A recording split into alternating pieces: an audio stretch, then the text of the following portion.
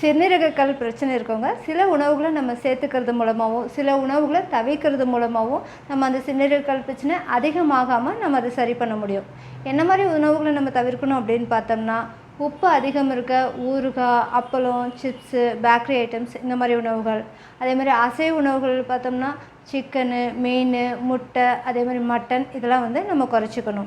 ஆக்சிலேட் content அதிகம் இருக்க கீரைங்க, beetroot, பாதாம், முந்திரி, டார்க் சாக்லேட்டு, டேட்ஸு, அதே மாதிரி குளிர்பானங்கள், சோடா இதெல்லாம் நம்ம குறைச்சிக்கிறது மூலமாக சிறுநீரகக்கல் உருவாகாமல் நம்ம அதை தடுக்க முடியும். அதே மாதிரி நம்ம எதெல்லாம் அதிகமாக எடுத்துக்கணும் அப்படின்னு பார்த்தோம்னா, தண்ணி 2லேருந்து 3 லிட்டராவது நம்ம கண்டிப்பாக எடுத்துக்கணும். அந்த மாதிரி எடுத்துக்கும்போது இது யூரின் கான்சன்ட்ரேட் ஆகிறத தடுத்து நமக்கு கல் உருவாகிறதுக்கான வாய்ப்பை குறைக்குது. சிட்ரஸ் பழங்கள்னு சொல்கிற எலுமிச்சை, ஆரஞ்சு, திராட்சை, அதே மாதிரி கால்சியம் அதிகம் இருக்க பால் பொருட்கள் அந்த மாதிரி நிறைய எடுத்துக்கிறது. அதே மாதிரி வாழைத்தண்டு ஜூஸு, தர்பூசணி இந்த மாதிரியெல்லாம் நம்ம நிறைய எடுத்துக்கும் போது இது கல் உருவாகிறதுக்கான வாய்ப்பை ரொம்பவே குறைக்குது.